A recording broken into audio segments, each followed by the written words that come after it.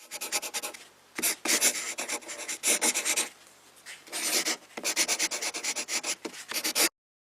everyone, my name is Chris. Thanks for checking out the video with me today. We're going to take a look down here because we are going to focus on Auto H right here. This button, that is called Auto Hold. So you can see right now that it is lit up green right there. And what this function does for you, it is for traffic mitigation. It's supposed to relieve muscle fatigue on longer distances, heavy traffic. So imagine yourself coming out of an urban area. There's stop and go traffic. You might be in an hour and a half, 2 hour situation right there. So what this does for you is every time you come to a stop, you can firmly put your foot on the brake like you always would, but then you can take your foot off of the brake because of the auto hold function. This system automatically holds the brake for you while you're idling. All you have to do when you're set to go again is touch the accelerator.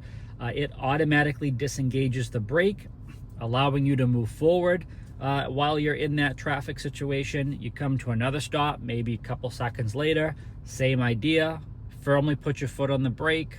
Brakes are going to be held for you, and you don't have to keep your foot on the brake pedal the entire time you're stopped. So if you can imagine what that does, imagine your legs, instead of just keeping your foot, from the accelerator, then pressing and holding and keeping it there on the brake pedal, you now can pull your legs back after you've done that firm press on the brake and sort of rest that. It is supposed to relieve muscle fatigue, as I mentioned, over that really heavy congestion that's going to last multiple hours.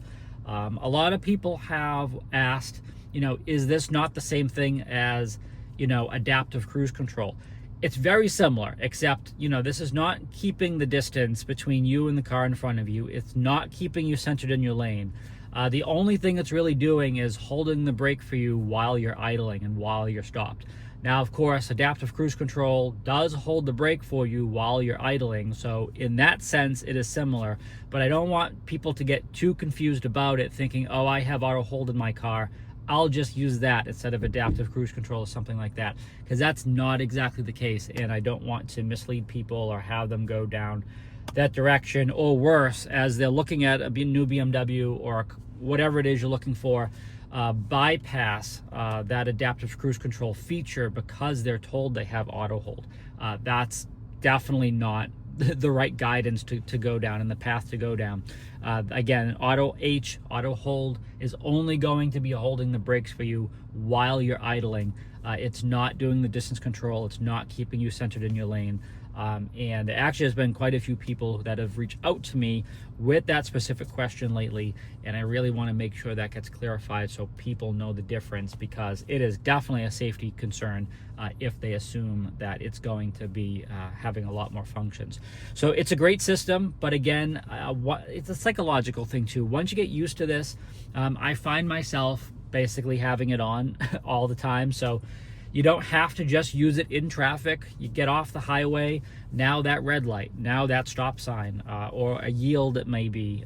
If there's heavy traffic and you're at a yield and you're not going to go anywhere for a couple seconds, anytime, any place that you feel that you need to be stopped in idling in your car, this is a great application. This is a great feature that you can use. And I think it's just one of those things, once you get used to it, it's kind of like second nature. It's kind of like you've had it your whole life. That's kind of how easy it is.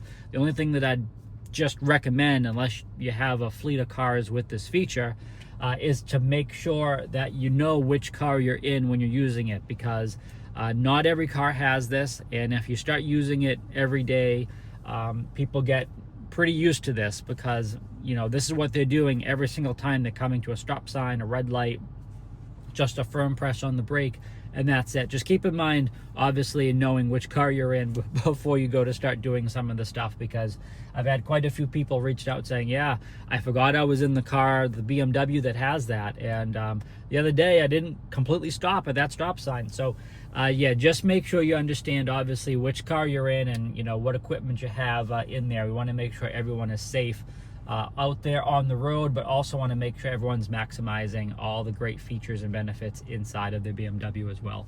So again, my name is Chris. Thanks for taking the time to check out the video. Please check out the links below. Definitely subscribe so you can always stay up to date with the latest content. And as always, stay healthy and safe out there.